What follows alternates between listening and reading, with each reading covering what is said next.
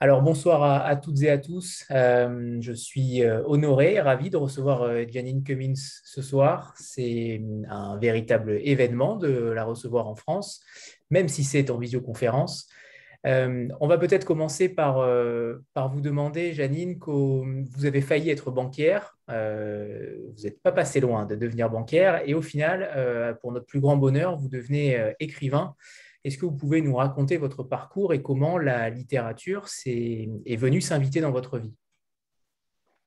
So, vous m'entendez, oui? C'est bon, Don. So, he's introduced you, said that it's a great event to have you here in France, even though you're not technically in France. Just going to a little bit in your background. You were nearly a banker. You came extremely close, but somehow you you veered into literature. How did you get involved in literature?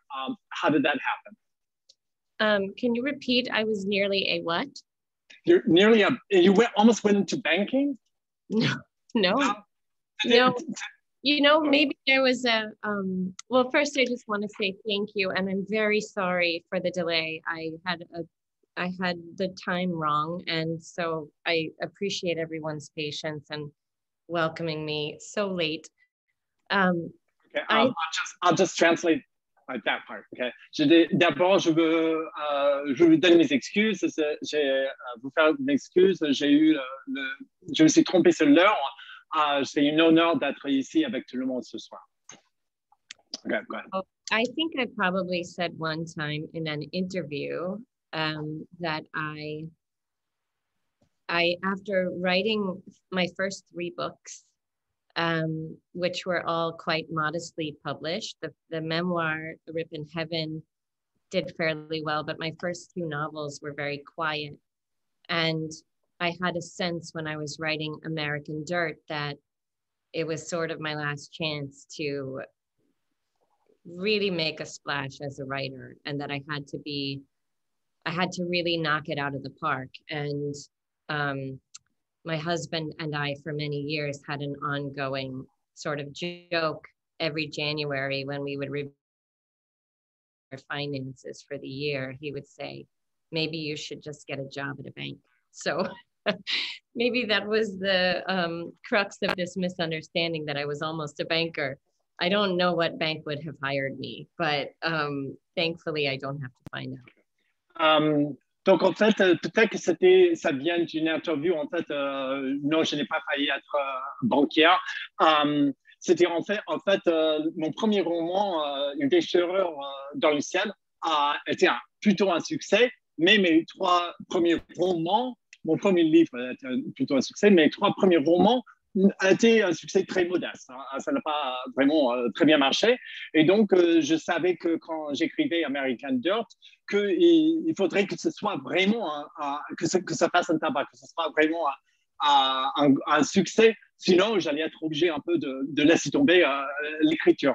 Je savais que c'était un peu ma dernière chance. Et en fait, j'avais une blague avec mon mari. Tous les janvier, quand on regardait nos revenus pour l'année, on regardait un peu ce qu'on avait gagné, et puis il disait, je pense que peut-être que tu devrais trouver un poste dans une banque. Ça continue comme ça.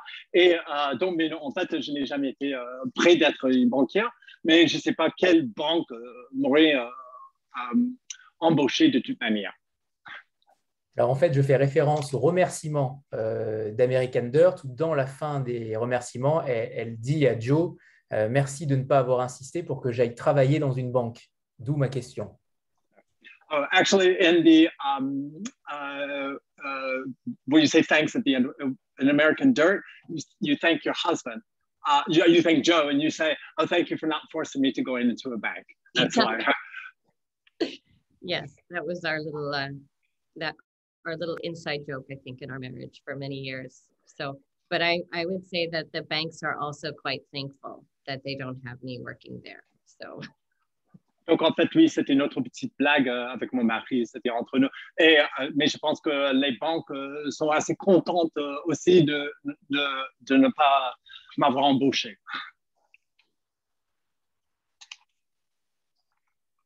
Sorti après American Dirt, ce qui change la chronologie de votre œuvre. c'est comme une sorte de symbole, en d'autres termes, puisque c'est comme si vous affirmiez « je publie sur ma propre histoire, étant donné que personne ne veut que j'écrive sur les autres ». On reviendra sur la polémique également d'American Dirt, sauf qu'en réalité, vous l'avez écrit avant American Dirt. Expliquez-nous ce cheminement dans votre œuvre depuis 2004, l'année où justement Une déchirure dans le ciel est sortie aux États-Unis. So in France, A Rip in Heaven was published after American Dirt. So you could kind of look at that and say, oh, well, you know, I'm writing this, I'm writing literature and I'm writing fiction. And since since people might not be that interested in that, why don't I'm going to go straight, you know, full into it and do my memoir. But in reality, it's the opposite, because you published A Rip in Heaven, you published it in 2004. So could you talk to us a little bit about your journey, your literary journey from 2004 until all the way through American Dirt? And also there was a little bit of, he said, we'll talk about it later, but there was a little bit of controversy a little bit when American Dirt came out. But there you go. Just a little bit, right? Yeah. So yeah, my first book was the memoir that I published here in 2004, A Rip in Heaven. You know, I think when I look back, that always had to be my first book. I never really intended to write that book. It was a story about a tragedy that happened in my family when I was 16.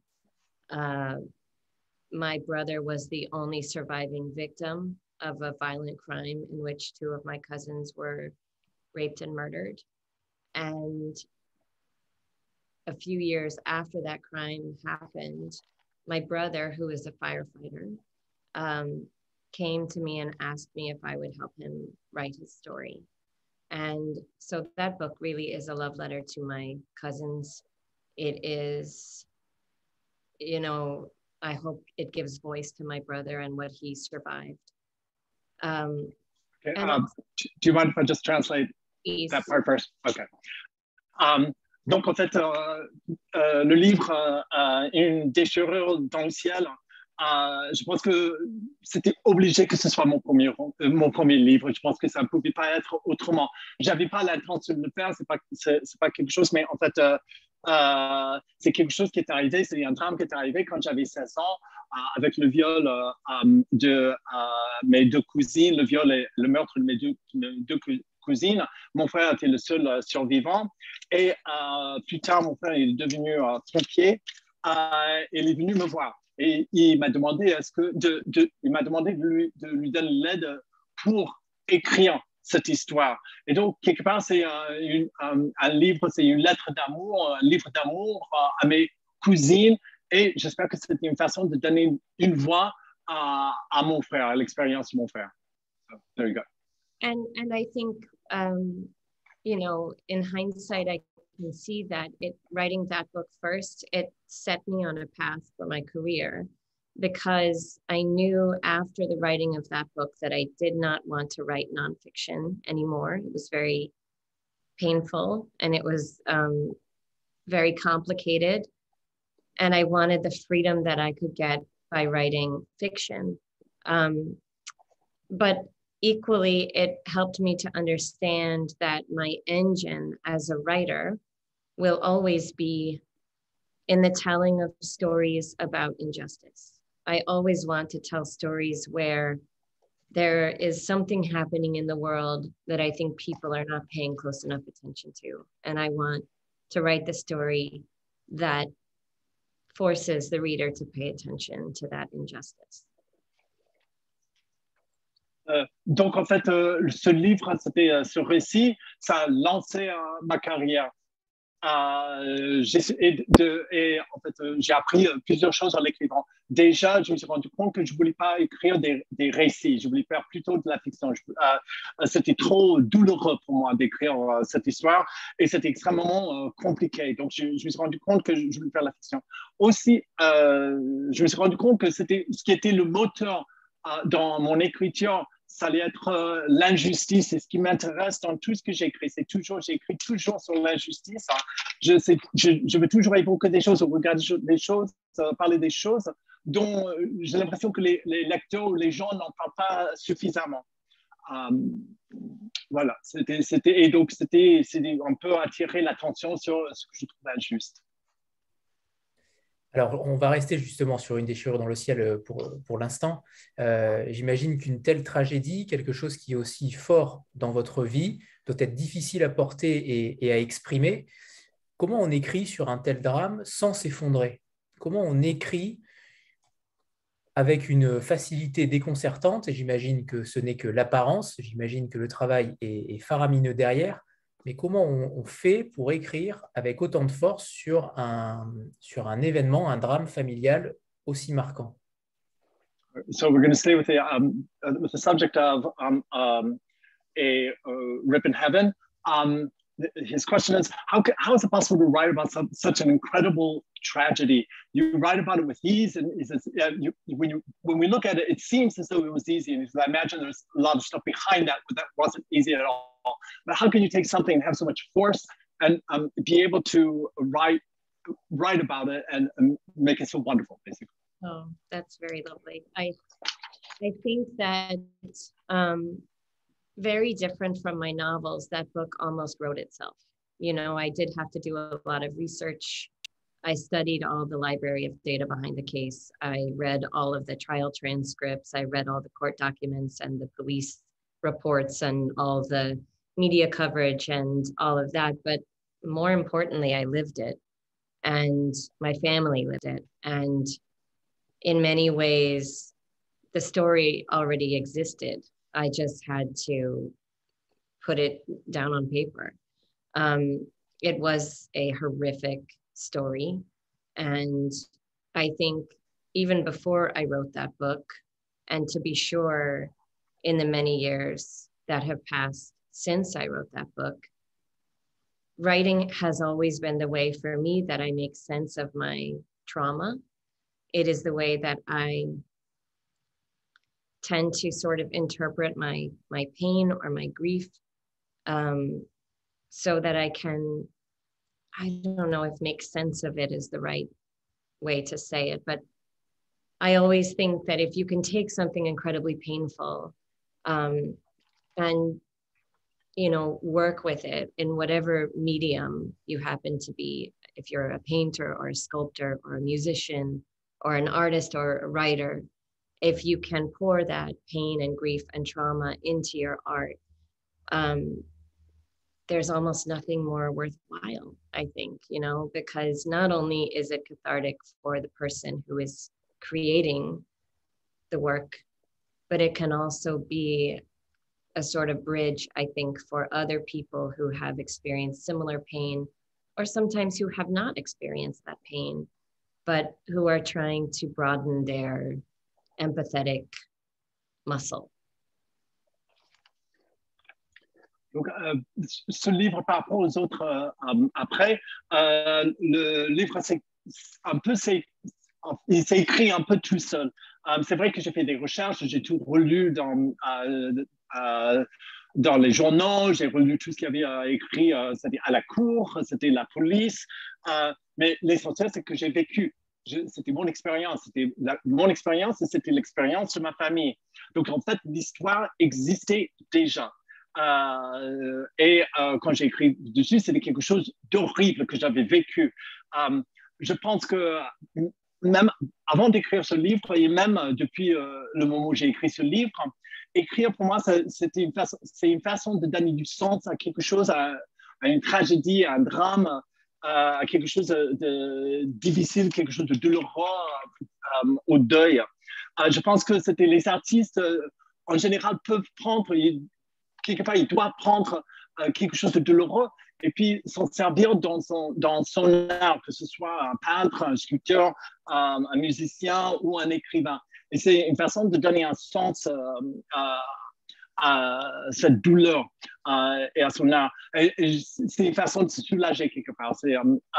Et je pense que même pour le lecteur, ça peut être, par exemple, une façon de trouver une expression à sa douleur. Ça peut être ou bien pour quelqu'un qui n'a pas vécu la même chose, ça peut être une façon d'apprendre, en fait, d'expérimenter cette douleur, de trouver de l'empathie, ça peut faire passerelle, en fait.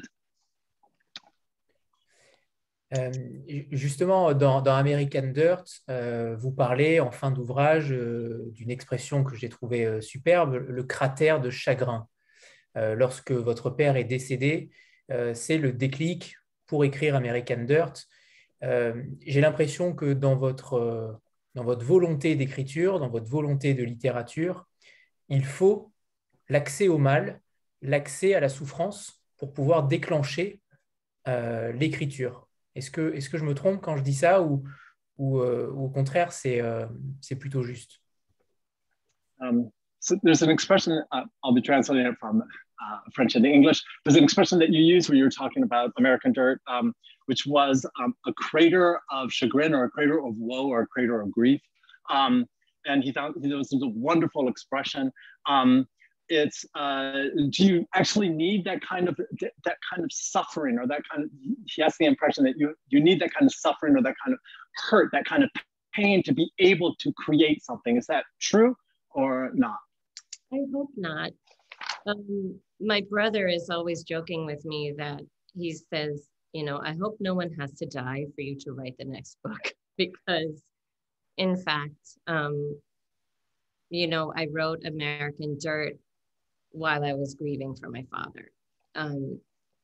And it really was an incredibly influential part of the writing of that book. I started writing 3.5 years before my dad died. And I wrote 2 full drafts of the book that I threw away because they weren't working. And I was aware that, you know, I was doing a lot of research. I traveled through Mexico. I visited migrant shelters and orphanages. I volunteered at a desayunador, which is like a soup kitchen for migrants. I met with many migrants and people who work on the migrant trail. And all during the experience of that research, I was writing. And the book was not coming together. And then it wasn't until my dad died in 2016, 3.5 years in, I threw out the previous draft and suddenly the book just came. And, you know, I think in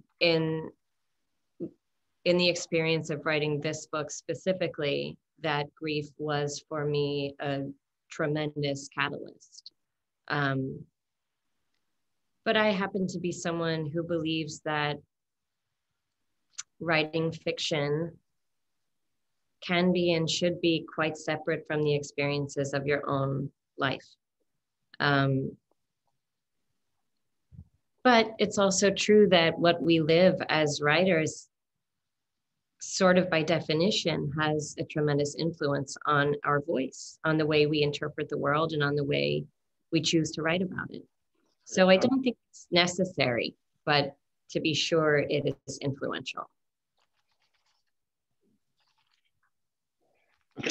J'espère que ce n'est pas une obligation que je souffre à chaque fois. C'est vrai que mon frère, il m'a dit récemment, il a dit, j'espère que personne n'est obligé de mourir afin que tu puisses écrire le prochain livre. C'est vrai que pour American Dirt, c'était... ce qui est arrivé, c'est qu'il y avait la mort, pendant que j'écrivais le livre, il y avait la mort de mon père. Et ça a beaucoup influencé le livre. C'était en fait, j'ai commencé le livre, j'avais déjà fait 2 jets complets, 2 versions complètes. Et à peu près 3 ans et demi après la mort de mon père,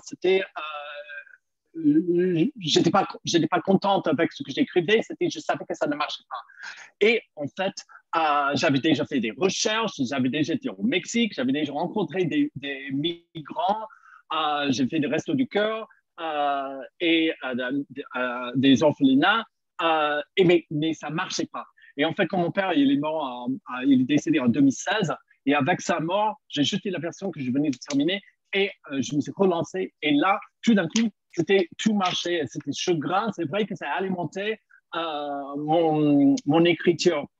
Maintenant, en général, je ne pense pas que la fiction, je pense pas que, en tant qu'auteur, je ne pense pas que la fiction doit être exactement la même chose que la réalité. Je pense qu'on écrit sur autre chose que sa réalité personnelle. Mais c'est évident que nos expériences, ça alimente nos vies, ça alimente notre écriture.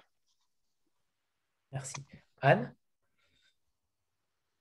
Oui, bonsoir tout le monde. Bonsoir Anthony. Jeanine, nice to meet you. Good evening. My question is both for you and your French editor. I am just curious to know why American Dirt was published before your other two novels, The Crooked Branch and The Outside Boy. Was that because the novel American Dirt was noticed because of the polemics around it? Or I'm just curious. And Don, would you like me to translate, or you go ahead and do it? You can translate. I can do it. Yeah, go ahead. Donc, ma question est à la fois pour Jeanine et pour son éditrice française.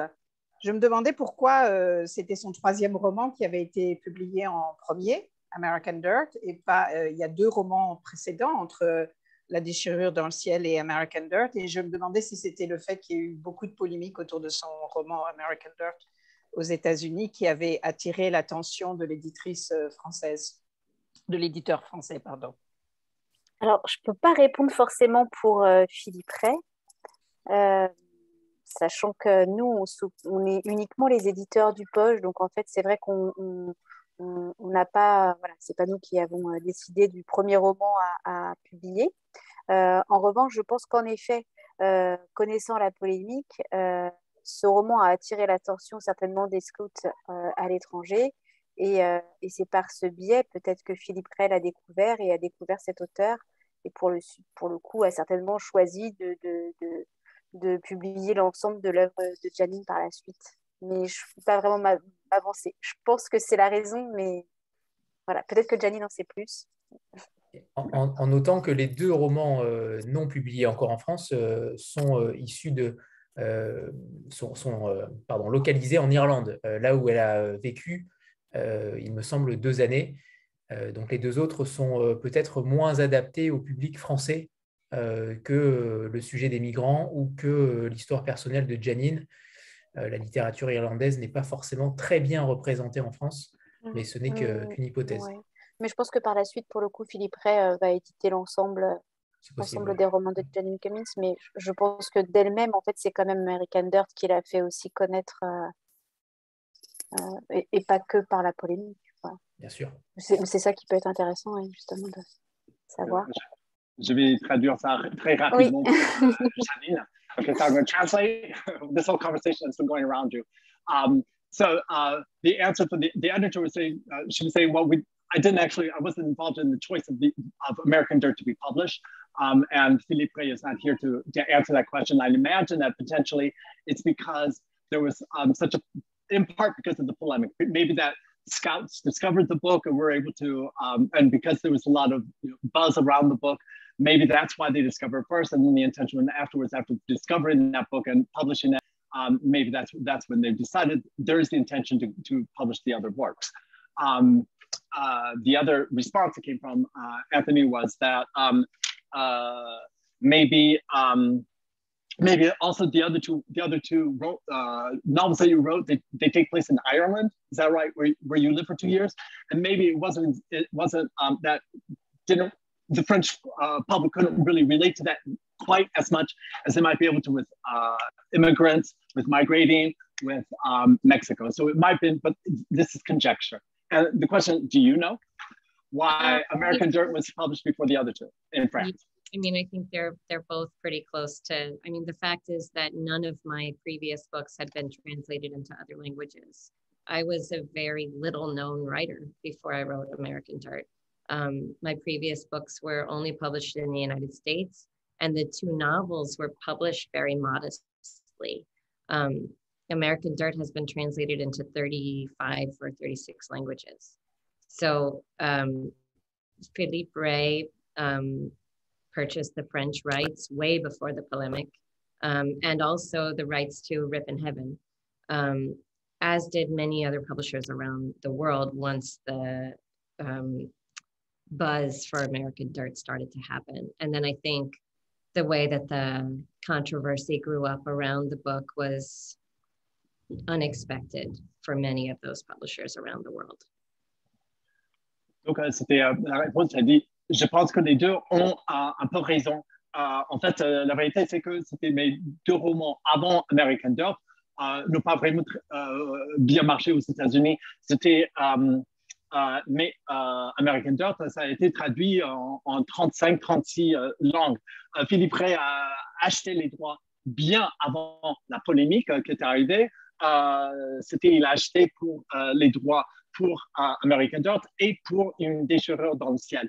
La polémique est arrivée après. Il y a d'autres éditeurs dans d'autres pays qui ont acheté avant la polémique aussi, mais quand c'était une réussite quand même, c'était en anglais.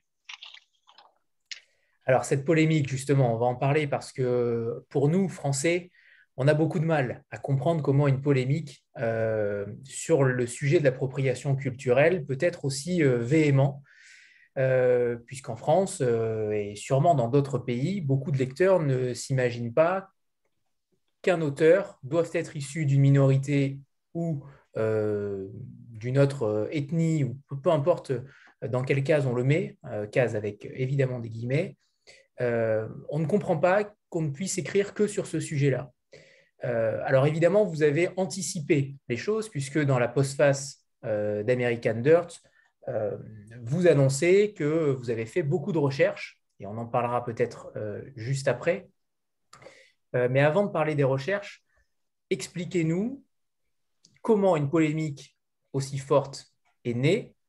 Est-ce que vous regrettez cette polémique-là? Est-ce que entre l'avantage de vendre beaucoup de livres et la polémique qui, j'imagine, vous a fait beaucoup souffrir, est-ce que vous regrettez d'avoir écrit American Dirt? So we're going to talk about the polemic actually right now. It's something that the French have a lot of difficulty understanding because the idea of appropriation, cultural appropriation, and ethnic appropriation is not something we don't imagine that every person that is writing is that they have to fit into the same box with lots of quotation marks around it, the same box as the characters and everything that's being in it. It's something that apparently you anticipated because at the end of the book, it's at the end of the postface, you talked about the research you had done, and it's something that feels as though you had anticipated. Do you, now that even though it in a way it was first of all it was a huge success, but there was he says, I imagine that the polemic was difficult for you. It must have been a little bit painful. Do you regret having written it? Oh, that's a great question. I do not regret having written it, very simply. I feel proud of this book.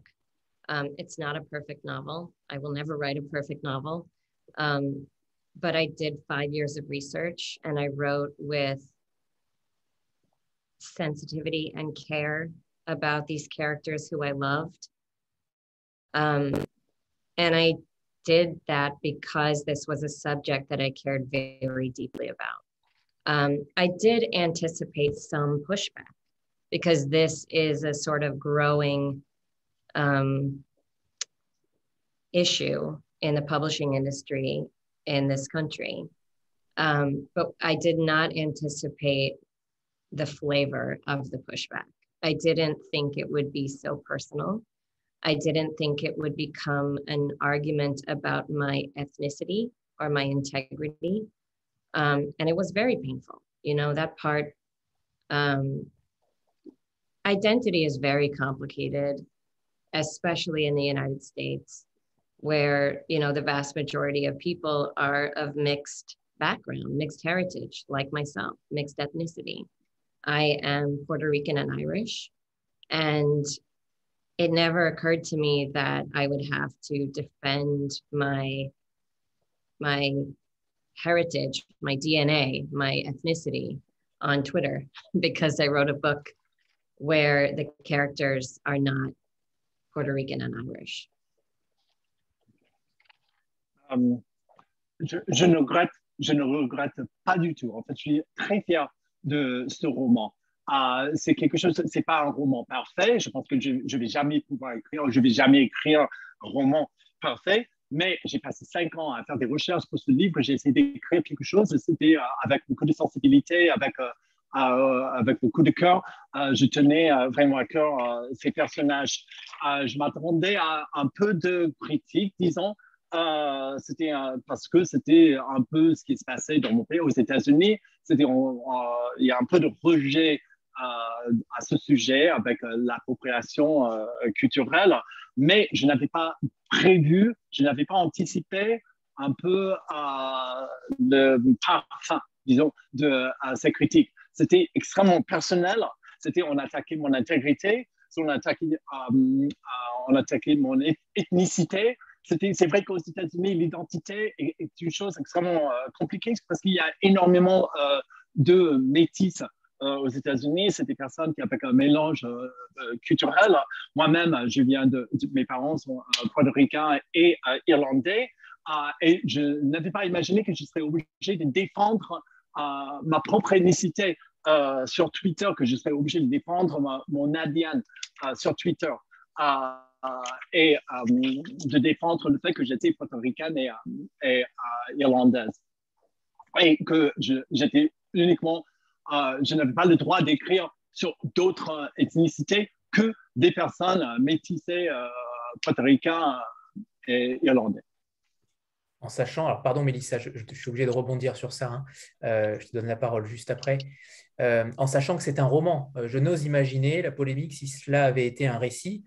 Et je rebondis par rapport aux postfaces qui sont omniprésentes dans vos livres, puisque à chaque fin d'ouvrage, en tout cas pour les 2 qui sont traduits en France, vous vous justifiez du sujet sur lequel vous écrivez depuis le premier roman, donc vous anticipez les critiques, et j'ai l'impression que tous vos détracteurs ne vous lisent pas jusqu'au bout. J'ai l'impression qu'ils ne lisent, j'ai vu certains critiques, ne lire que 2 chapitres et critiquer ce que vous avez écrit, sans forcément aller jusqu'au bout. Est-ce que vous avez aussi ce sentiment-là qu'on ne vous lit pas jusqu'au bout?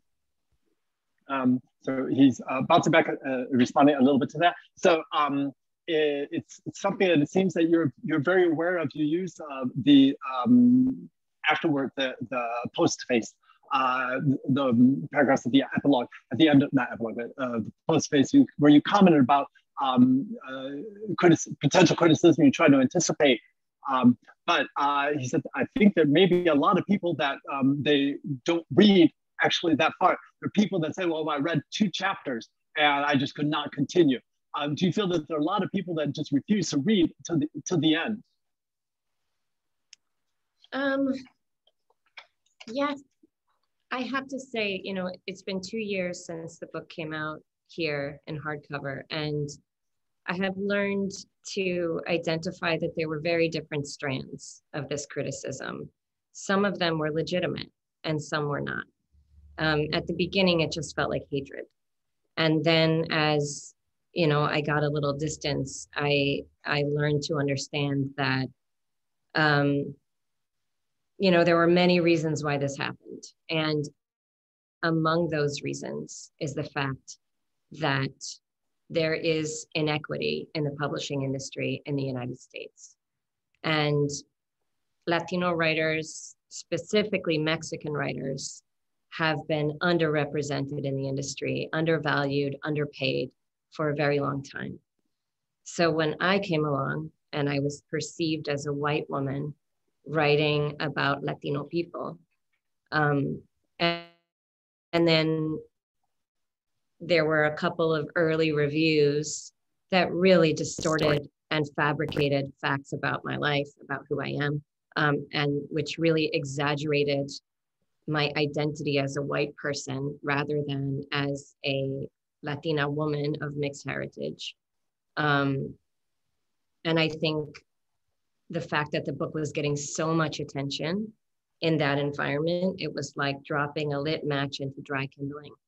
There was a lot of simmering anger before the book came out, and a lot of it made sense. You know, I understood the frustration of Mexican writers who have been writing stories for years that had been ignored by the publishing industry. And then I came along and got all the attention. And yeah. En fait, le livre est sorti il y a 2 ans. Donc c'est un peu vrai. Il y avait, surtout au début, il y avait des personnes j'avais l'impression qu'ils ne fermaient pas. Tout de suite, il y a eu des critiques, c'était négatif, c'était par rapport. Et il y avait en fait, il y a eu 2 souches. Il y avait des critiques qui étaient légitimes, et puis il y avait des critiques qui étaient, en fait, c'était de la haine. J'ai vu ça uniquement comme la haine, ce qui était des attaques très personnelles. En fait, avec un peu de temps, avec un peu de recul, je me suis rendu compte qu'en fait, il y avait beaucoup de raisons pour ces critiques. Il y avait déjà, il y a beaucoup d'inégalités aux États-Unis, et c'était dans l'édition par rapport aux écrivains qui sont latinos, surtout par rapport à ceux qui sont mexicains. Ils sont sous-représentés, ils sont sous-payés. Et j'étais perçu comme quelqu'un qui était une blanche qui arrive dans ce monde et qui écrit sur le monde des latinos. C'était à la place des Mexicains qui étaient mal représentés, sous-représentés dans l'édition. En plus, les premières critiques ils déformaient un peu, ils exagéraient ma propre vie, mon ADN, le fait que j'étais métissé, ils exagéraient la qualité de blanche de ma vie. Ils ne voyaient pas le côté métissé, que j'étais aussi latina. Et donc, je pense qu'il y avait beaucoup de tension avant la sortie du livre. C'était comme si on prenait un allumette et sur du bois, et ça a pris feu, ça a explosé très vite. Et donc, en fait, quelque part, je comprends. C'était surtout le fait que c'était un peu de colère parce qu'une blanche qui arrive et les Mexicains et raconte une histoire de Mexicains. De colère et peut-être de jalousie. Et ça, perhaps also jealousy. Perhaps. Peut-être. I think I also want to say, there were 1 or 2 extremely bad faith reviews before the book came out. And I do believe there were a tremendous number of people who read those reviews and did not read the book and were then angry because of what they read in the reviews, not because of what they read in the book. And that was painful as well, because one thing that I've learned to see very clearly 2 years later is that, in fact, this response was very tiny. It was a very small sliver of the population. And they pretended that they represented the Latino response. And in fact, that was just as complicated and nuanced and varied as the white response or the Black response or whoever is reading the book. And it was unfair for a handful of angry writers on Twitter to pretend that their response somehow was the response of all Latino readers. It was not. Donc, c'est autre chose, je pense qu'il y avait, tout au début aussi, il y a eu une ou deux critiques qui étaient vraiment de mauvaise foi. C'était des gens c'était maintenant avec le recul, je me rends compte. Ils ont critiqué le livre, ils ont détesté le livre, et c'était les premières critiques, et puis beaucoup de gens ont lu ces critiques, ils ont refusé de lire le livre. Et ça, c'était assez douloureux. 2 ans plus tard, je me dis aussi, il y a leur critique, ils prétendaient, les personnes qui ont écrit au début, ils prétendaient être la voix des latinos, ils prétendaient parler pour toute une communauté, et en fait, ils ne représentaient qu'une poignée de personnes, c'était minime, et en fait, ils ont déformé l'importance des voix qui représentaient. C'était la vraie réponse de la communauté latino c'était nuancé comme avec tout. Il y en a qui ont aimé, c'était très compliqué parce que ce sont des personnes très différentes. C'était exactement comme la réponse des Noirs, comme la réponse des Blancs. Et puis, donc, il y avait cette poignée de personnes qui ont dit, c'est quelques personnes qui ont dit sur Twitter, nous représentons tout le monde, tout le monde refuse, les Latinos détestent. Et en fait, ils ont déformé la réalité. Et on connaît le pouvoir des réseaux sociaux quand ils sont négatifs. Mélissa? We all know how social networks, how powerful they are when they're negative, just with a few people. Mélissa, c'est à toi.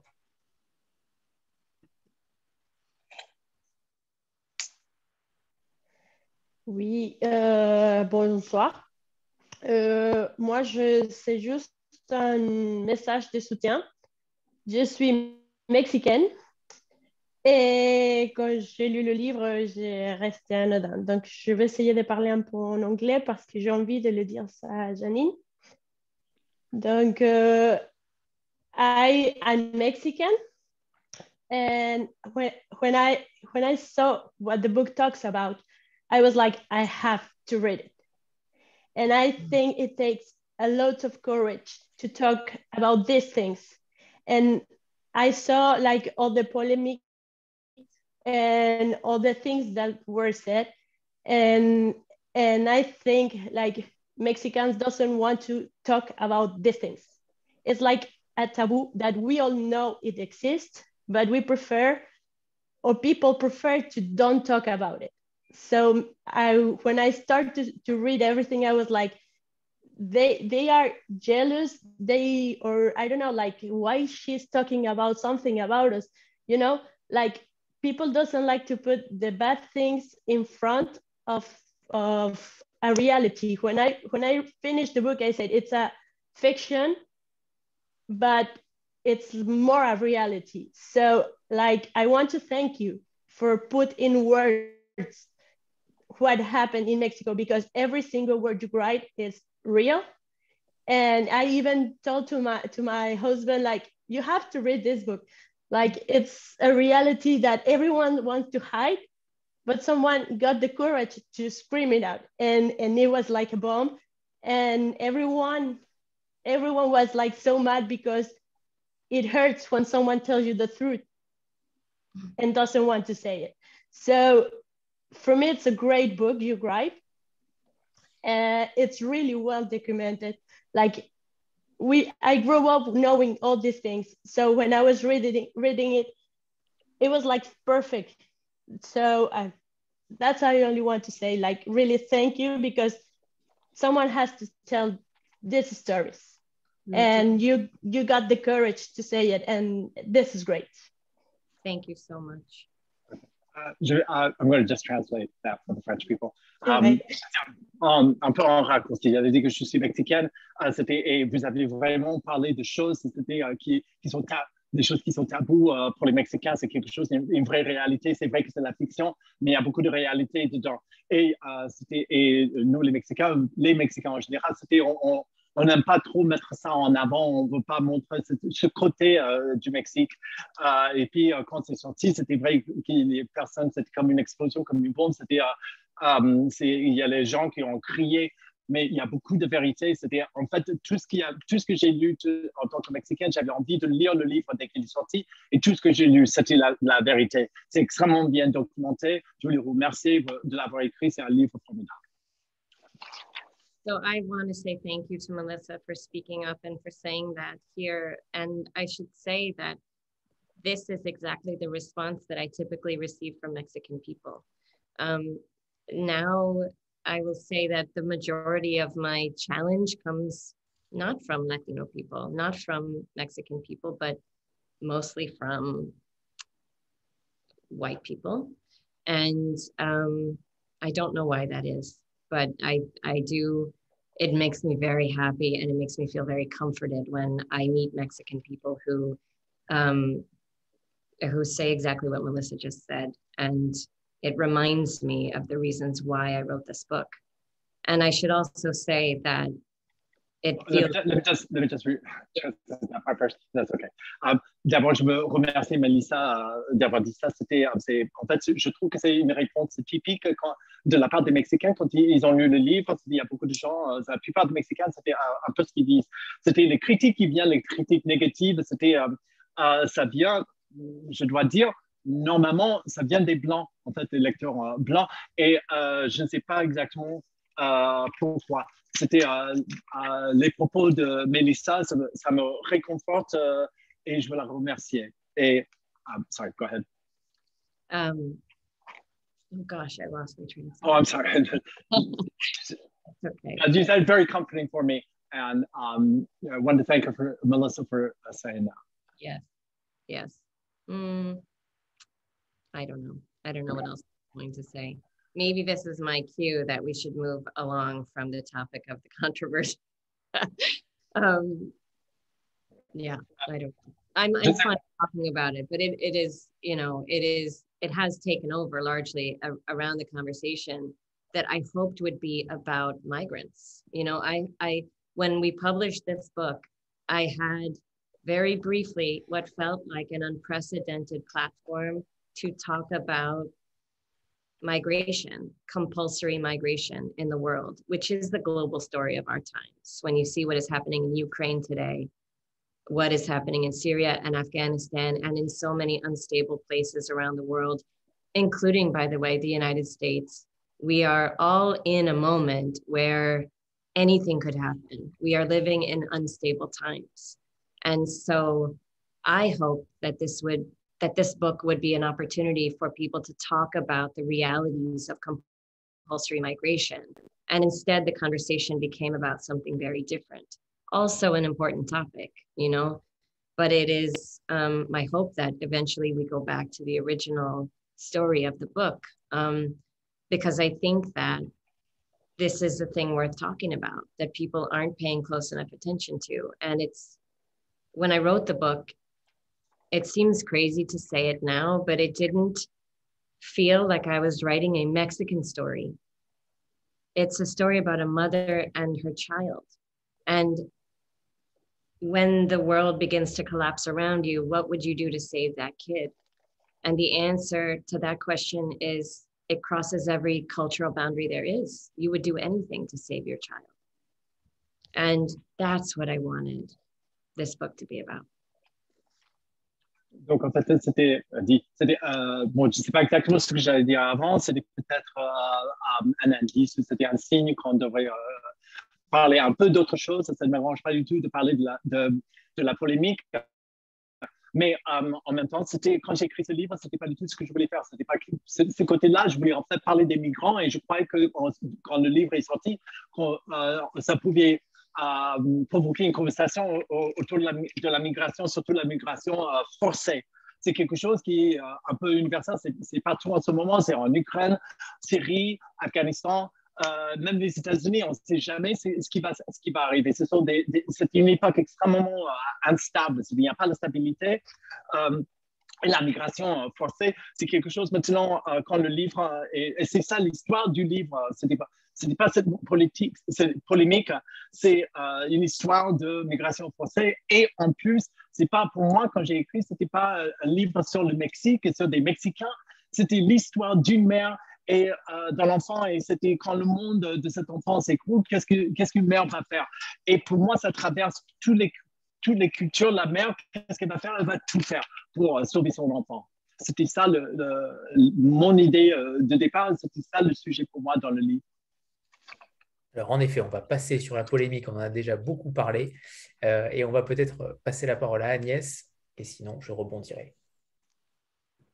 Yes, thank you. I'd like to ask the question directly to Jeanine. So for me, American Dirt was not only a very well-documented story about migration and a wonderful story about maternal love, but it was also for me incredibly interesting for the feeling guilty of Lydia, of the heroine, because you introduced this flirt with the cartel chief, Javier, and I just wanted, to yeah, to congratulate you for this complexity of this character, because it's really a very rich character. And wanted to ask you the question: how did you have this idea to introduce this very weird story between the cartel chief and Lydia?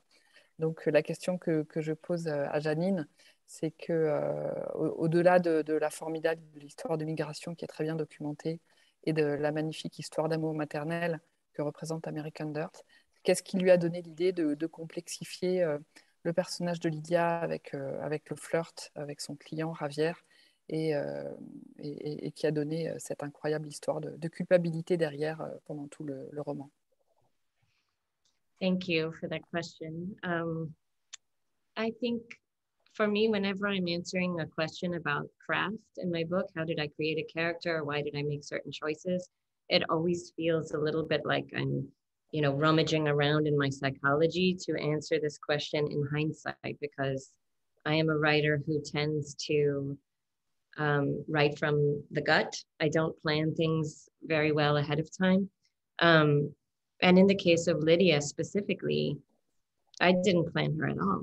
In those first 2 drafts that I wrote and threw away, Lydia did not exist.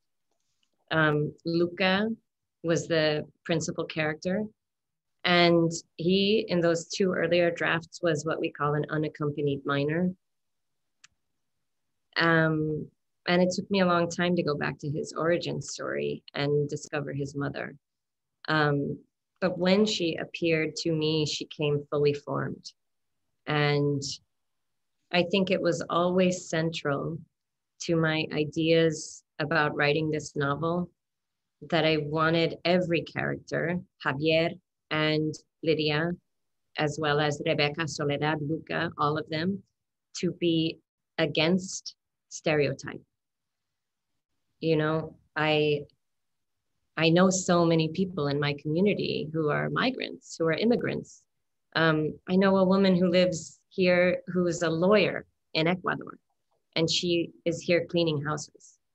And this is a very common story where migrants or refugees come from their home country, and they may be an accountant or a nurse or a scientist, and they come here and they end up driving a cab or bussing tables in a restaurant.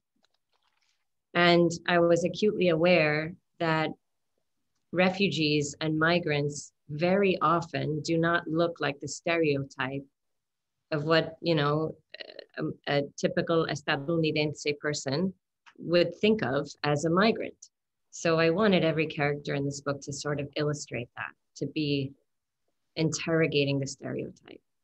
And to be sure, I hope that was true immediately of both Javier and Lydia. Donc, je vous remercie déjà pour cette bonne question. À chaque fois qu'on me pose des questions sur ma façon d'écrire, comment j'ai eu des idées, c'était surtout comment j'ai créé des personnages, j'ai l'impression qu'après coup, je suis en train de fouiller dans ma psychologie. En fait, en tant qu'écrivain et en tant qu'auteur, j'ai tendance à créer vraiment à partir de mes tripes. Je prends quelque chose, c'est pas planifié. C'était Lydia, par exemple. Lydia n'était pas planifié du tout. En fait, c'était dans les 2 premières versions. Le personnage de Lydia n'existait même pas. Il y avait Luca qui était ce qu'on appelle un mineur non accompagné, qui était seul. Et c'était simplement quand j'ai commencé à penser à ses origines, c'est ça que j'ai eu le personnage, le personnage de sa mère. À partir du moment où j'ai pensé à Lydia, j'ai eu l'idée pour Lydia, elle était parfaitement formée, existait en entier. Et c'est en fait ce que je voudrais pour tous les personnages principaux dans ce livre et dans d'autres livres, mais c'était que ce soit Javier, Lydia, Rebecca, Soledad et les autres, c'est de ne pas avoir des stéréotypes, d'aller contre les stéréotypes. Ce sont des migrants, j'en connais beaucoup en fait. Je connais une femme, elle était avocate en Équateur. Et maintenant, les femmes de ménage, c'était aux États-Unis. Je connais, il y a des personnes qui étaient chez eux, ils étaient comptables, c'était infirmières, ça peut être scientifique. Et là, quand ils sont des réfugiés, ils sont chauffeurs de taxi ou ils travaillent dans des restaurants. Ce que je voulais donc, ce n'était pas avoir des personnages qui correspondaient à ce qu'on peut penser à des immigrés. Je voulais avoir quelque chose, je voulais que chaque personnage va contre les stéréotypes, que ça illustre en fait la complexité de ces personnes, des migrants et de l'immigration. J'aimerais revenir sur votre œuvre en général, Jeanine. Vous dites que les hommes sont fascinés par le mal, la violence, et vous avez bien raison, puisque aujourd'hui et dans notre société depuis déjà de nombreuses années, on aime, en tout cas les lecteurs aiment, que ce soit par le thriller ou que ce soit par d'autres biais, que ce soit cinématographique ou via les séries, on aime la violence, on aime le mal. Est-ce que c'est pour cette raison que vous avez choisi justement au sein de votre œuvre de parler des victimes, de faire parler les victimes et de leur accorder une place conséquente? Victimes qui sont issues de votre famille pour une déchirure dans le ciel ou des étrangers dans American Dirt. Et la deuxième question, subsidiaire, est-ce que vous avez déjà pensé à vous mettre dans la peau des bourreaux? So you have said in the past that you think that humans, that man is fascinated by violence, and very interested in violence. And he said, you're completely right. It's something that, especially readers of thrillers, but people that go to the cinema or they're watching series, is something that really attracts them. Is that kind of why you decided to write from the point of view and to give a voice to the victims, to give them a way of expressing themselves, whether it's your direct family in A Rip in Heaven, or if it's foreigners, as in American Dirt. And then the second part of the question is, have you ever thought of writing from the point of view of the executioner? Oh, that's so interesting. The torturer or the executioner, or from the other side, from the other point of view? I would say the short answer is no. I have not thought about that. I think it's always my hope as a writer to give the narrative to the typically underrepresented point of view, which is the person who survives or sometimes does not survive the trauma. You know, I think if you turn on Netflix right now, you're going to see 24 different iterations of stories set in Mexico. And at the center of every one of those stories is a man with a gun. Like he's had his day, you know, there's so many of them. And part of the reason I wanted to write this book was because the stories about the women and children on the flip side of that violence are very seldom told. And to be honest, I think that was part of the polemic as well. I think it was a big part of it, because as consumers of media, whether we are watching it on film or we are reading it in books, we seem to be quite comfortable with violence as long as we are consuming it from the distance of the gun barrel. But people are suddenly very uncomfortable when you ask them to sit with what it might feel like to be the person who is suffering the violence. And that's always where I'm going to be as a storyteller.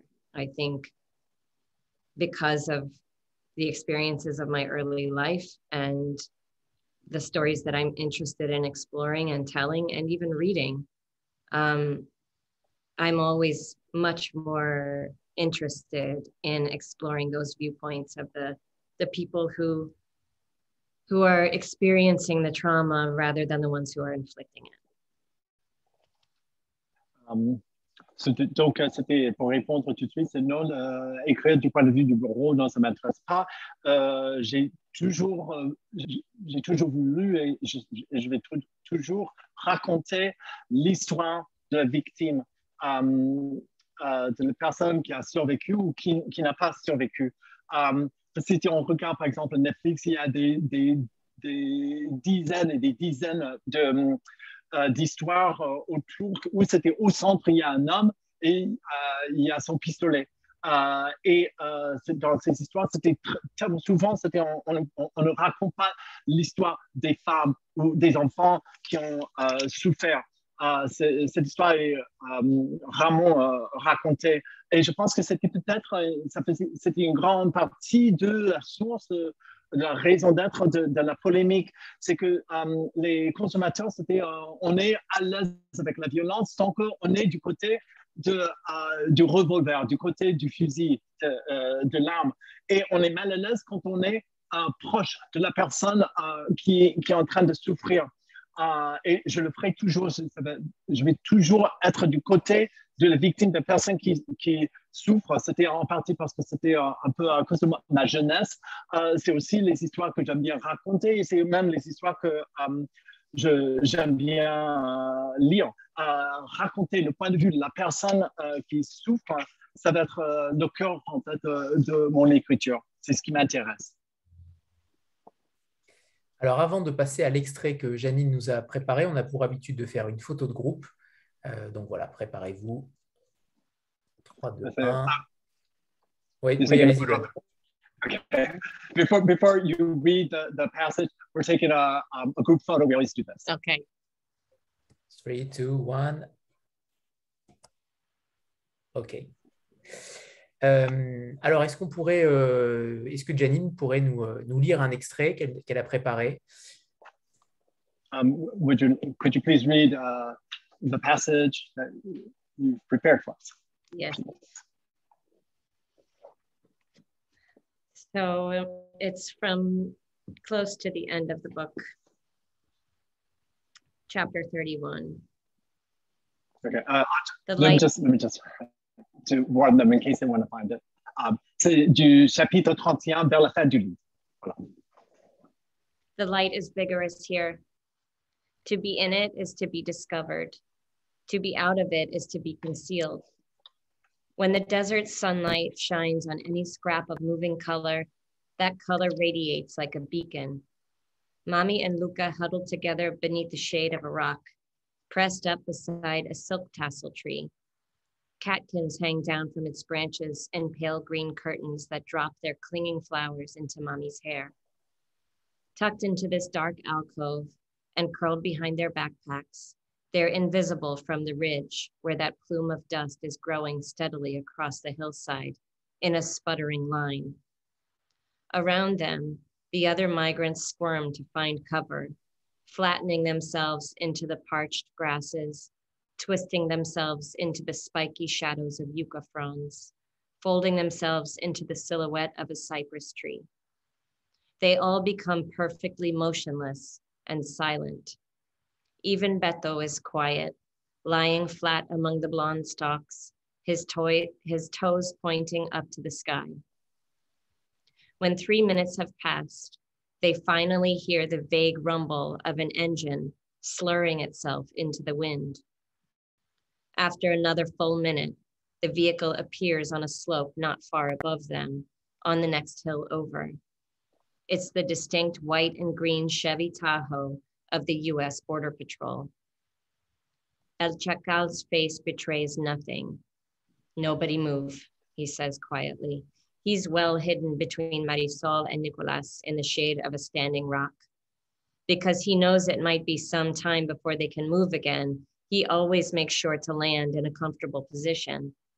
He sits on his bottom with his knees up and trains his binoculars on the passenger seat of the Chevy Tahoe, where a Border Patrol agent trains his own military-grade binoculars back toward them. We are invisible, Lucas says to himself, and he closes his eyes. We are desert plants. We are rocks. He breathes deeply and slowly, taking care that his chest doesn't rise and fall with the cycle of his breath. The stillness is a kind of meditation all migrants must master. We are rocks. We are rocks. Somos piedras. Luca's skin hardens into a stony shell. His arms become immovable, his legs permanently fixed in position. The cells of his backside and the bottoms of his feet amalgamate with the ground beneath him. He grows into the earth. No part of his body itches or twitches because his body is not a body anymore, but a slab of native stone. He's been stationary in this place for millennia. The silk tassel tree has grown up from his spine. The indigenous plants have flourished and died here around his ankles. The fox sparrows and meadowlarks have nested in his hair. The rains and winds and sun have beaten down across the rigid expanse of his shoulders, and Luca has never moved. We are rocks.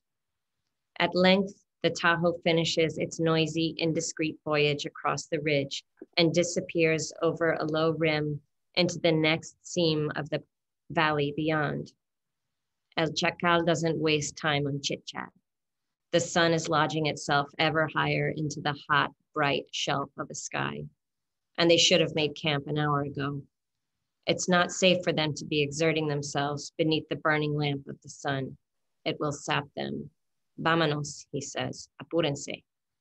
Just as quickly as they dropped, everyone rises, collects their belongings, and once again, they're on the move. Thank you, Jeanine. Alors, on a fait davantage que les 15 minutes réglementaires préconisées aujourd'hui par le gouvernement, les 15 minutes de lecture. C'est un bonus en anglais, s'il vous plaît. Ce qui me frappe, Jeanine, dans vos textes, et notamment dans American Dirt, c'est que vos personnages sont violents, fragiles, héroïques, mais vous ne donnez aucune dimension manichéenne ni politique dans le roman. Vous ne donnez aucune leçon aux êtres humains, ni à vos lecteurs. Est-ce que vous considérez que ce n'est pas votre rôle en tant qu'écrivain, tout simplement, de faire la morale ou en tout cas d'amener des idées politiques? So in your work in general, there's a lot of violence, and you never give. So you give voice to it, but you never give like a political a critique. Sorry. Sorry about that. You never take a political point of view. You never put a political or a kind of judgment on it. You kind of present it. Is that intentional? Yes, absolutely. I mean, I think part of my, do you feel it's not your role? Oh no, I think it is my role, but I want to be subversive. I think I was aware when I was writing the book that the people I most hoped would read it would be very much turned off by any overt political judgment. So I tried to present the story without that judgment. It's horrific enough that without dressing it up, people can see exactly who is to blame for these atrocities. You know, one of my favorite moments before the polemic, when the book was about to come out, was the day that Oprah Winfrey called me to tell me that she had selected the book for her book club. And we talked for a long time about why she loved the book and why she had chosen it.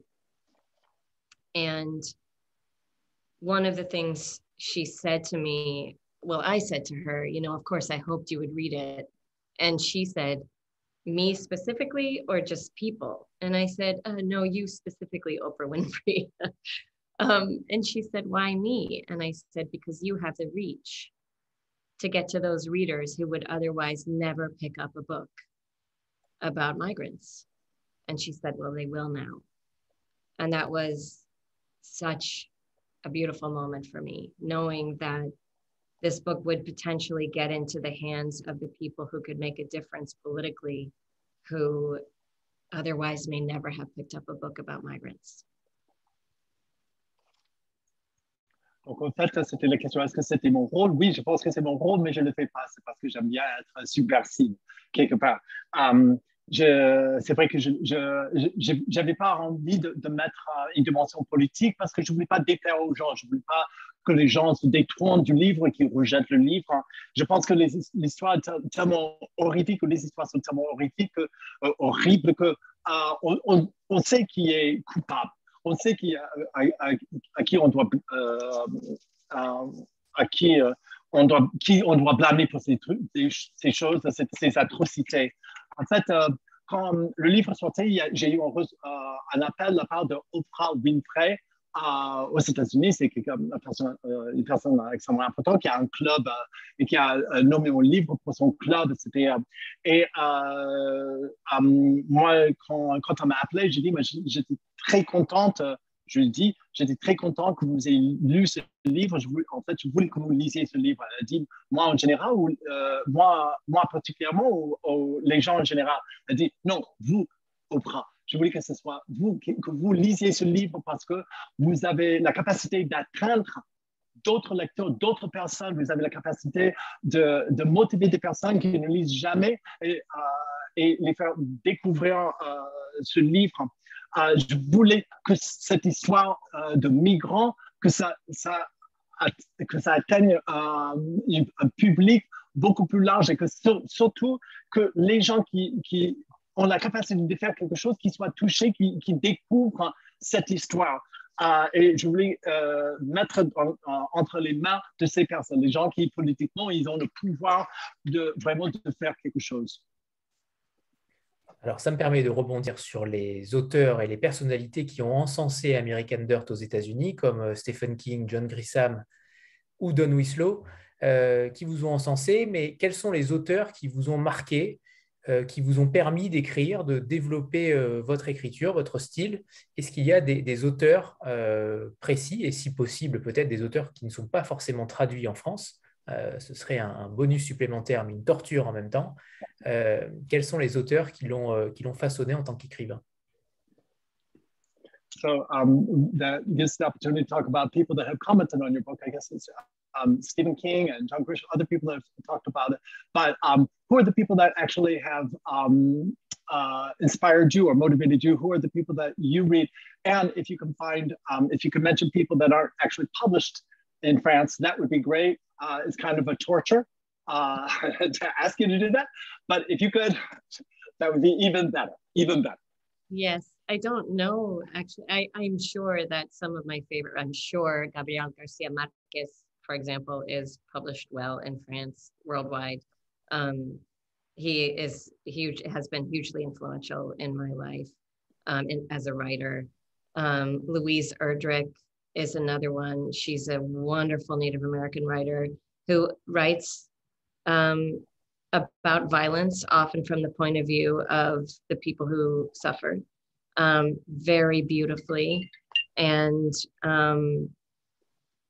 she's also been influential. Sandra Cisneros, a wonderful Mexican writer, who also gave me a quote and was really supportive of this publication. That was like a dream come true, hearing from her. Hearing from so many of my heroes in support of this book was like just so overwhelming. Julia Alvarez, I imagine all of these people are published in France. I hope they should be. Je ne sais pas exactement qui est-ce qui est publié, malheureusement publié ou ne pas publié en France. Je peux commencer par une influence incroyable, c'est Gabriel Garcia Marquez. Je suis sûr qu'il est publié et lu et relu. I'm sorry, I'm going to have to ask you to help me with some of these names. The second one, the Native American, was Louise Erdrich. Donc, une Américaine native, c'était Louise Erdrich, c'était qui parle beaucoup qui donne une voix aussi aux personnes qui souffrent, c'était qui écrit aussi du point de vue de ces personnes. Il y a aussi une Mexicaine qui s'appelle Sandra Cisneros. Sandra Cisneros, que j'aime beaucoup ce qu'elle écrit.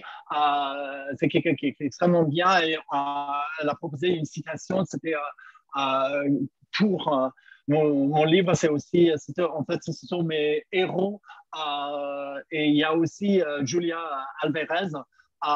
J'imagine que toutes ces personnes sont publiées en France, mais ce sont des personnes qui m'ont inspiré. Il y en a d'autres. Très bien, merci. Alors, on va peut-être parler de l'avenir, puisqu'il y a 2 romans qui ne sont pas encore traduits en France sur la période irlandaise, mais peut-être que c'est déjà en cours de route. Mais est-ce que Jeanine écrit sur un nouveau roman, sur quelque chose qui n'est pas encore publié aux États-Unis. Où en est-elle par rapport à tout cela? So we're going to talk a little bit now about the future. There are two more books, and it's more about your Irish period that haven't been published, but we assume that they're on the way. But how about you? Are you working on something? Is there another book that you're working on that hasn't been published yet? And where are you with that, if you are? Well, yes, I am. It hasn't been published yet because I haven't written it yet, but I am trying. And I am just beginning to get deeply into my research for the next novel. And it was quite daunting after the publication of American Dirt to, there's a lot of anxiety about writing another book. You know, a big part of my body, every time I sit down to write, my body is like, what are you doing? Why would you write another book? But I am determined to carry on and to tell stories about injustice always. You know, we'll see how it goes. I am slow at the best of times. So I think it will be probably a couple of years before we see that book coming close to publication. I can talk a little bit about the two previous novels. Don, is that what I can do? So let me just translate that part first. And then, c'était la raison pour laquelle c'était le livre n'est pas encore publié, c'est parce que je l'ai pas encore écrit. Je travaille là-dessus. J'ai fait énormément de recherches, mais c'était en fait assez intimidant de commencer le livre après American Dirt et après tout ce qui est arrêté, la polémique et autre chose, c'était le succès de ce livre. J'ai eu énormément d'anxiété. Par rapport d'angoisse par rapport à ce livre, et c'est à chaque fois que je m'assois, je veux écrire quelque chose, j'ai mon corps qui me dit, mais qu'est-ce que tu fais là, qu'est-ce que tu me fais, tu sais qu'il faut pas, c'était donc un peu rejet physique, c'était un peu dans le fait d'être intimidé, et dans le meilleur des temps, je suis lente, donc ça va prendre quand même quelques années avant que ce livre voit le jour. Et est-ce que vous voudriez que je parle un peu des deux livres, entre-temps, les deux livres irlandais? Bien sûr, évidemment. Yes, obviously, yes. We'd like you to talk about the two Irish books, yeah. So I did live in Ireland in the north in Belfast for a few years after college and mostly tended bar while I was living there. But I also wrote terrible poetry and absorbed a lot of the culture. And so when I returned to New York, when I was finished writing Rip in Heaven, I think I wanted to write a story that was as far away from my life as I could get. So I was really interested in the culture of the Irish travelers, who would be called, well, they're called lots of names that they shouldn't be called in Ireland, but they're the traveling community. They call themselves the Pavies. So I wrote a story, a coming of age story about a young boy, 11, 12 years old, who is growing up in this marginalized community in Ireland in the 1950s. And I was really interested in the ways that Irish culture, which is world renowned for being based fundamentally on hospitality, the ways that Irish culture sort of closed the door on the traveling community. So I wrote a story about a young boy growing up in that community and what it felt like for him to sort of be constantly misjudged by the people around him. Don, should I pause and talk about that? Yeah, I'll do that first. Donc, c'était le premier livre, c'était plutôt ça. J'ai vécu en fait dans le nord de l'Irlande, ou l'Irlande du Nord, c'est à Belfast. J'ai été à l'université un peu là, j'ai travaillé dans un bar, j'ai écrit la poésie, quand j'écrivais la poésie, j'apprenais beaucoup de choses sur la culture. Et après avoir écrit une déchirure dans le ciel, je voulais faire quelque chose qui était à l'opposé complet de ce livre-là, dans un autre monde très loin de ma propre vie. Et donc, il y a cette communauté qui existe depuis très longtemps en Irlande qui s'appelle les voyageurs. Il y en a beaucoup, il y a beaucoup de mots qu'on utilise pour ces gens. Souvent, ce ne sont pas des mots positifs. Hein. Et donc, j'ai décidé d'écrire un livre du point de vue, c'était sur un enfant c'est un peu un passage à l'âge adulte de l'enfant, qui est un garçon qui a 11-12 ans, qui est voyageur. Ça se déroule dans les années 1850. Et ce que je trouvais intéressant, c'était qu'on a la culture irlandaise il y a beaucoup d'hospitalité, c'est connu pour l'hospitalité, et en même temps, ils ont cette fermeture, ce rejet de ces communautés de voyageurs. Et donc, je voulais en fait explorer ça à travers ce jeune garçon qui est mal interprété, mal compris. Go ahead. Sorry. And the second novel was called The Crooked Branch, and it came back a little bit closer to my own life. It is the story told in alternating chapters of two women, one of whom was based on me. She is a first-time young mother living in New York City with a brand new baby and feeling very overwhelmed, going through all the hormones and the difficulty of the postpartum experience. And in that moment that she's really struggling, she finds the diary of an ancestor of hers who was living during the famine times in Ireland. And part of her, I think, misunderstanding about that ancestor was that she was potentially doomed to be a terrible mother because it was in her blood. And so it's an exploration of motherhood across the ages and the ways that we are influenced by our ancestors in ways that sometimes we aren't even aware of, whatever is in our blood and coursing through our DNA, how that builds the people who we are. And, you know, sometimes also we maybe misjudge ourselves because of some of those things and what she discovers about her family history and herself in that experience. Donc, le deuxième livre s'appelle Crooked Branch. C'était un peu plus proche, je reviens un peu plus proche de ma propre vie. C'est les chapitres alternent entre deux voix. C'était deux personnages principaux qui sont des femmes. La première femme, c'est plus proche de moi. C'est une femme qui habite à New York. Elle est jeune mère. Elle a beaucoup de difficultés avec ses hormones, elle est un peu dépassée par toutes les choses. Et elle redécouvre le journal d'une ancêtre et une femme qui a eu dans le passé, qui a eu des difficultés aussi. Et donc, en lisant, sa première réaction, c'était en lisant le journal de cette autre personne, elle a l'impression qu'elle est, en fait, c'est un peu son destin d'être une mauvaise mère, parce qu'elle voit un peu la même chose chez cette autre personne. Donc, c'est une histoire de maternité, de l'influence de la maternité, de la famille. C'était les ancêtres, l'influence des ancêtres, c'est quelque chose qui est dans notre ADN, mais c'est aussi, cette femme, qui vit à New York, elle se trompe quelque part, elle découvre qu'en fait, ce n'est pas exactement ce qu'elle avait pensé sur la vie de cette autre personne. C'était un peu, ça ouvre ses perspectives.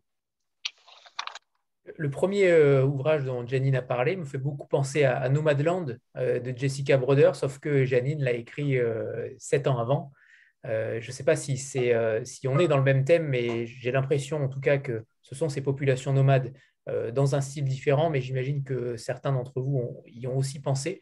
Est-ce qu'on est un petit peu dans la même veine que Nomadland, en sachant que ces deux ouvrages ont été écrits en 2010, ont été publiés en 2010 et 2013, donc pour nous, ce sera extrêmement rafraîchissant, mais c'est extrêmement, ça a déjà plus de 10 ans pour Jeanine sur ces ouvrages-là. So the first book kind of makes him, the first one of those two reminds him of, is it Jessica Broder? Is that No Man's Land? Which is kind of talking about, he doesn't know if it's exactly that, but it's talking a little bit about nomads. And even though you wrote yours before she did, And he says, it's something that, so is it sort of in the same vein, is his question. He says it's something that's going to be extremely fresh for us, for here in France, even though it's something that you wrote, you know, the two of them you wrote over 10, more than 10, around 2010, so it's over 10 years ago. But is it sort of in the same vein? I guess so. It sounds like it. I'm not familiar so much with that. I mean, I haven't read that book, so I can't say for sure, but I do think it's, you know, I'm always interested in these stories that, like I said before, that are sort of maybe exploring a familiar theme, but turning it at an angle that's new or unfamiliar and writing from a point of view that maybe hasn't been explored before. So yeah, I think it does sound similar. Donc, peut-être c'était d'après ce que vous décrivez, je l'ai pas lu ce livre, mais je vois des ressemblances. Ce qui m'intéresse en fait, c'était de prendre quelque chose quelque chose qui existe déjà ou quelque chose dont on parle et de le voir sous un autre angle et d'explorer un autre angle. C'est ce que j'ai fait avec ces deux livres. On n'a pas encore parlé du cinéma, mais j'ai cru comprendre que American Dirt avait potentiellement une possibilité d'être exploité au cinéma. Qu'en est-il sur ce film-là? Est-ce qu'il y a encore une possibilité, même si le Covid est sûrement passé par là et a dû ralentir les choses?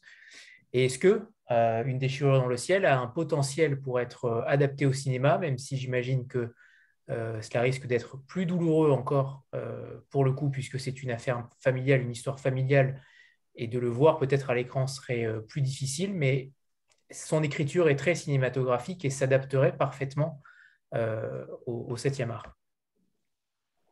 The question, he says, we haven't actually talked about cinema yet, but he says, I know it was kind of in the works for American Dirt to be adapted into a film. Is that still the case? Of course, COVID has changed a lot of things. A lot of changes have happened because of it, but is that still a possibility? Is still potential? And how about Ribbon Heaven?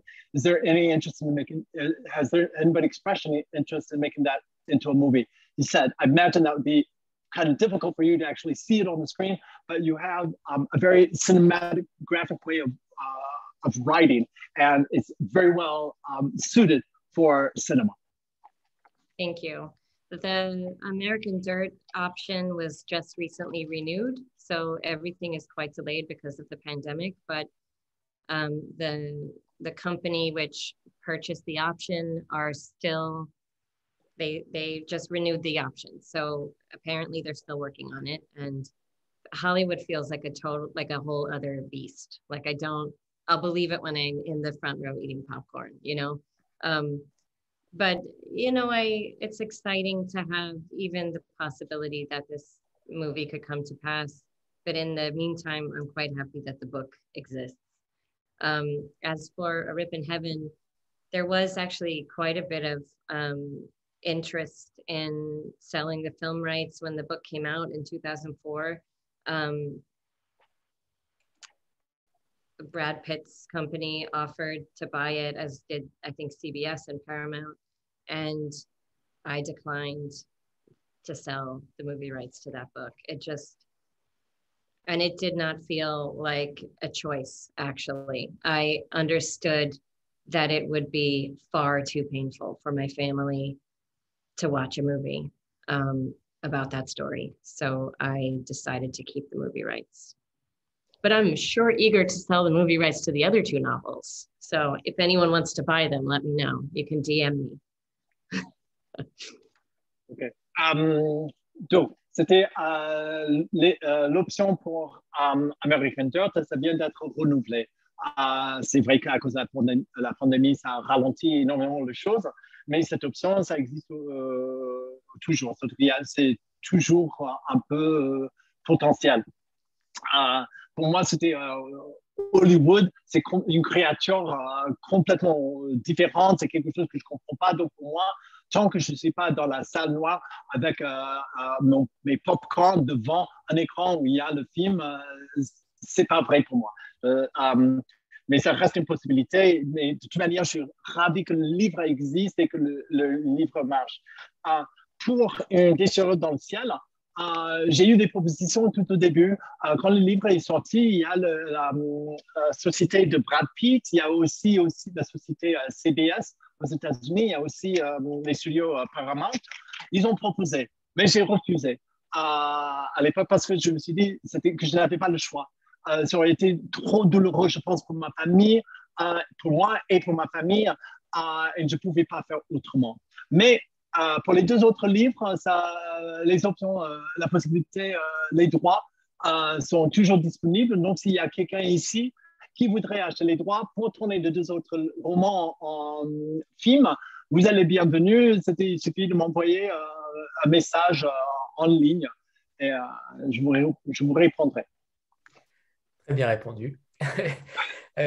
On précise que les livres sont traduits, en tout cas American Dirt a été traduit par Françoise Adelstein et Christine Aucher, Une déchirure dans le ciel, uniquement Christine Aucher, chez 10-18, American Dirt qui est donc sorti il y a quelques semaines en poche, Une déchirure dans le ciel récemment sorti chez Philippe Rey. Je voudrais vous remercier tous, mais évidemment, Don, une fois de plus, parce que ce n'est pas une tâche facile à chaque fois, et bravo. Même sans comprendre l'anglais, j'ai l'impression que vous avez traduit à la perfection tous nos propos, donc merci infiniment. Merci à Adeline également, l'éditrice chez 10-18 et Vanessa Guénari. Mais bien sûr, merci à Jeanine. Thank you so much, Jeanine, pour votre sincérité, pour votre honnêteté et la façon et le temps que vous nous avez accordé. Je sais que vous êtes rare dans les médias, en France en tout cas. Alors, merci infiniment. So thank you. He was talking a little bit about the publications, the people who translated all of that. He said, thank you, especially for being here with us, for your sincerity. He knows that you're not in the media that often. You don't do interviews that often, at least not in France. And thank you so much for doing this. It was wonderful. I really appreciate it. Thank you for everyone for your patience and your wonderful questions. And it was really lovely chatting with you all. I enjoyed it very much. So thank you. Merci à tout le monde pour vos questions, pour votre patience. C'était une vraie joie d'être là avec nous. Merci. Merci à tous. Merci à tous et dites à Jeanine que nous sommes dans le bon fuseau horaire à présent et donc que nous pouvons. So thank you again. And now we're in the right time zone. So everything worked out fine. Okay, great. Thank you all. Okay, bye. Au revoir à tous. Daniel. Bye bye. On avait réussi les Appalaches, mais on n'a même pas réussi New York en fait. C'est ça, c'est ça. C'était trop simple. C'est ça. Mais on a réussi à la fin. On a réussi. Oui. C'est bon. Mais maintenant, je me dis que je calerai des rendez-vous entre 2 heures. Voilà, petit 13h30, comme ça au moins si jamais il y a une erreur, on n'aura qu'une demi-heure de battement. Donc maintenant, je pense que je vais fonctionner comme ça. C'est bon, parfait, parfait. Merci à tous. Bon, merci à tous, bonne soirée. Au revoir à tous et merci encore Don, vous êtes parfait. C'est gentil. Merci. Au revoir tout le monde. Ciao.